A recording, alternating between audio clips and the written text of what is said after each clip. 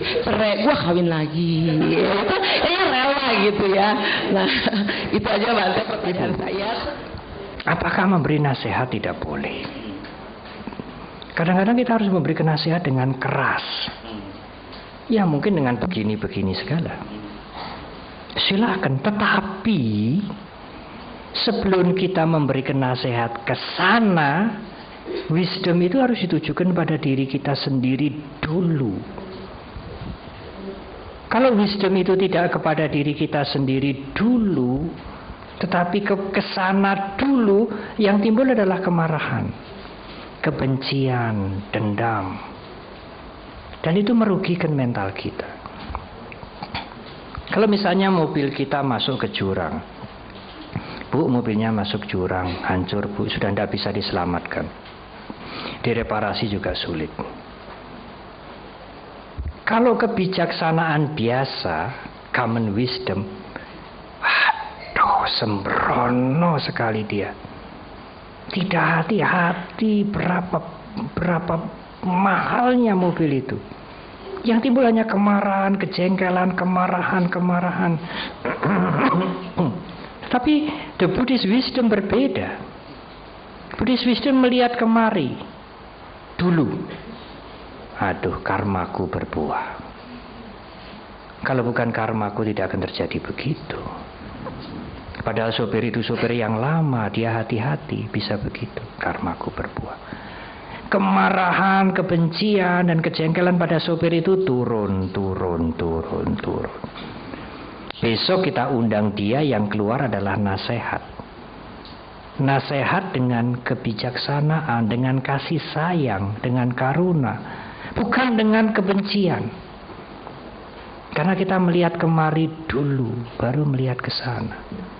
Tapi kalau kita melihat ke sana dulu, kebencian yang timbul.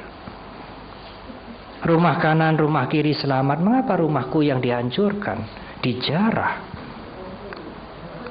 Kalau Anda melihat dengan common wisdom, kebijaksanaan umum, wah masyarakat sekarang ini barbar, biadab, tidak mengerti hukum, tidak mengenal sopan santun, buruk. Kebencian yang timbul. Marah. Tapi kalau kita melihat ke dalam dulu, dan itulah Buddhist wisdom, mengapa rumahku jadi sasaran? Mengapa kanan kiri tetanggaku selamat? Ya, karmaku berbuah. Karma jelekku sendiri berbuah. Tidak ada jawaban lain. Marah kita akan turun. Kita melihat yang menghancurkan rumah kita, yang menjarah rumah kita, malah kasihan. Bukan kejengkelan, bukan kebencian, kasihan. Kasihan dia berbuat begitu. Nanti kalau karma jelek dia berbuah, dia akan menderita. Mungkin lebih menderita dari aku. Tapi kita tidak ada kesempatan menasehati dia. Dia sudah pergi, dia sudah lari. Kita bisa memancarkan meta saja, memberikan harapan positif, harapan baik pada dia. Semoga dia berubah. Semoga dia sadar apa yang dia lakukan. Sehingga suatu saat dia tidak mengulangi perbuatannya lagi. Kasihan saya kalau dia sangat menderita nanti. Berbeda Ibu Bapak. Dengan Buddhist wisdom segala sesuatu akan berbeda sekali. Bukannya tidak boleh menegur, bukannya tidak boleh menasehati. Itu adalah karuna, itu adalah bentuk dari kepedulian kita pada orang lain. Tapi padamkan dulu kebencian di sini. Padamkan dulu emosi negatif di sini. Dengan apa? Dengan Buddhist wisdom, dengan latihan mengendalikan diri, dengan meditasi. Meditasi itulah kewaspadaan. Mulai timbul marah, mulai timbul jengkel. Apa? Marah kamu? Mengapa marah? Kewaspadaan itulah yang mengawasi pikiran kita sendiri. Dari mana kita mendapat kewaspadaan? Dari latihan meditasi. Meditasi Buddhis kan untuk mempertajam kewaspadaan itu, supaya bisa mengawasi pikiran kita sendiri. Dicablek, dipelet juga tidak akan kena. Itu tadi Pak Sanjay. Kalau mempunyai kewaspadaan. Begitu pikirannya bergerak, ingin ikut, ingin timbul rasa senang, Apa kamu? Kamu mulai melekat apa? Kita bisa kontrol pikiran kita sendiri. Kalau tidak punya kewaspadaan, tidak punya latihan, bagaimana Bante? Kita harus punya kalyana mitra, sahabat yang baik, yang sering bisa mengingatkan kita, tetapi tidak efektif. Kadang-kadang kita diingatkan, kita marah. Bisa hanya ngomong aja. Apalagi kalau istri diingatkan suami, tambah marah. Istri diingatkan suami, tambah marah, karena mungkin sama-sama tahu boroknya mungkin. Apa? Kamu mau ngutbahi saya? Kamu sendiri perilakumu buruk. Tambah marah. Tapi kalau kita punya kewaspadaan, kalau kita punya kesadaran dari melatih meditasi, begitu pikiran ingin bergerak, ingin marah, ingin melampiaskan kemarahan, kesadaran itu yang akan memperingatkan, hei, apa kamu mau apa? Apa yang terjadi adalah akibat karmamu. Akan turun. Kita mengundang dia yang mencuri, kita mengundang dia yang menyelundupkan barang kita dengan kasih sayang. Saya kasihan dengan kamu, perilakumu itu akan menyulitkan kamu sendiri. Jangan ulangi lagi. Saya akan memperbaiki kamu, akan menjaga kamu semaksimal saya. Kalau saya sudah tidak mampu karena saya belum mencapai kesucian, saya bukan orang sempurna, ya terpaksa kamu akan saya keluarkan. Tapi itu keluar bukan dengan kemarahan, bukan dengan kebencian. Keluar dengan kasih sayang, karena kita melihat kemari dulu, baru kemudian kita menasehati dia. Itulah Buddhist wisdom. Tapi kalau keluarnya itu dengan suara yang garang kan boleh, Bante, boleh. Dibuat begitu. Ya. Meskipun tidak usah mengatakan, saya ini mau marah ya. Tapi marah saya ini baik ya, untuk kepentingan kamu. Ya boleh aja begitu. Kita sudah adjust ya. Kita sudah mengatasi emosi negatif ini dengan wisdom, supaya kita tidak rugi. Kalau kita tidak bisa mengatasi diri kita sendiri dengan wisdom, kita rugi. Setiap ada masalah rugi. Banyak usahanya, banyak masalahnya, banyak pusingnya, bukan banyak bahagianya. Oleh karena itu kita harus melatih diri kita, membentengi diri kita dengan latihan.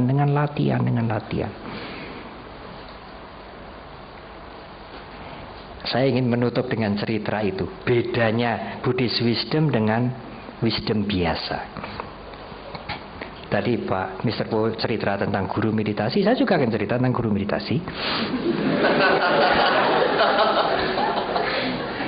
Ada seorang pejabat yang sangat tidak senang dengan agama Buddha, dengan guru meditasi. Apalagi guru meditasi itu, dia datang, ditemui dengan baik dengan murid-muridnya. Pejabatnya itu dengan congkak bertanya, "Hei Bante, guru, kalau guru melihat aku seperti apa?" Dia ingin memancing. Tapi gurunya mengatakan, "Oh, Tuan, kalau saya melihat Tuan seperti Buddha." Marah muridnya. Apa? Guruku menyanjung dia, memuji dia. Dia orang yang kejam, yang tidak senang, perilakunya buruk dan tidak senang pada agama Buddha. Saya senang dengan cerita ini. Sekarang muridnya tanya, Tuan, kalau Tuan melihat guruku seperti apa? Gurumu seperti kerbau. Muridnya tambah marah lagi. Guruku memuji Tuan, guruku menyanjung Tuan. Sekarang Tuan menghina guruku yang baru saja memuji Tuan. Dikatakan kerbau, dihujat seperti binatang. Gurunya mengatakan, diam. Kamu melihat dengan common wisdom, kebijaksanaan biasa. Kalau kamu melihat dengan Buddhist wisdom, semuanya akan berbeda. Mengapa Tuhan itu mengatakan kerbau? Karena pikirannya ini dipenuhi kerbau. Dia berpikir kerbau, mulutnya mengucapkan kerbau. Sang guru berpikir yang sangat baik. Dia hanya memikirkan yang baik-baik, memikirkan Buddha. Karena pikirannya itu pikiran yang baik, pikirannya pikiran Buddha. Mulutnya tidak mungkin mengucapkan yang buruk. Mulutnya akan mengucapkan yang baik. Ucapan dan perilaku itulah pencerminan pikiran kita, pengendalian diri kita. Kalau mulutnya mengatakan kerbau, sebelum dikatakan akan muncul di pikirannya toh. Karena pikirannya diisi kerbau, mulutnya keluar kerbau. Karena pikirannya diisi baik, Buddha, Buddha, mulutnya akan keluar Buddha. Jadi siapa yang seperti kerbau, saudara? Yang berpikiran kerbau dan mengatakan kerbau, itulah yang seperti kerbau. Yang berpikiran baik, berpikiran Buddha, mengucapkan Buddha, dialah yang seperti Buddha. Itulah Buddhist wisdom. Beda sekali. Beda sekali menilai peristiwa itu. Kalau Anda menggunakan panya, pratsnya, wisdom, Anda tidak akan marah. Kasihan tuan itu kok seperti kerbau. Karena dia berpikir kerbau, maka mulutnya mengucapkan kerbau. Yang mulutnya mengucapkan ucapan-ucapan yang buruk, pikirannya dipenuhi dengan hal-hal yang buruk, yang tidak bisa dikendalikan, dan dia keluar. Di situ maka kemarahan, kebencian, kejengkelan akan turun. Silahkan ibu besok marah. Marah dengan compassion, dengan kasih sayang, dengan tujuan memperbaiki dia. Semoga dia berubah menjadi baik. Saya sudah punya wisdom malam hari ini. Saya besok marah dengan wisdom. Alangkah bahagianya orang yang mempunyai Buddhist wisdom. Indah. Kebijaksanaan Buddhis itu indah, saudara. Membentengi diri kita, membangun mental kita, sehingga mental kita tidak hancur. Usaha makin besar, tanggung jawab makin besar, bukan ketegangan makin bertambah. Wisdom harus semakin meningkat, sehingga kita mampu menghadapi dengan tenang, dengan bijak. Terima kasih.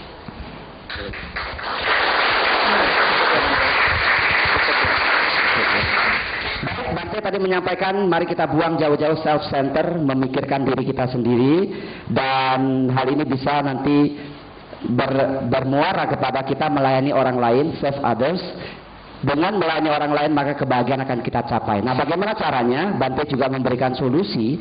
Solusi teknis yang Bante berikan adalah kita bisa bermeditasi, kemudian melakukan self-talk, bicara ke dalam diri sendiri. Tadi contoh terakhir yang diberikan ya kepada Ibu Aisyah, self-talk, kita bicara sendiri bahwa kenapa marah, tunggu dan seterusnya. Ini banyak dipakai orang barat sekarang ya. Dan cara-cara seperti ini menurut istilah Bante tadi akan membingkai perjalanan hidup kita supaya lebih terarah lagi. Dan terakhir Bante tutup dengan perbedaan antara Buddhist wisdom dan common wisdom, di mana Bante menyarankan kepada kita untuk melihat hal-hal dari sisi kebijakan Buddhistik.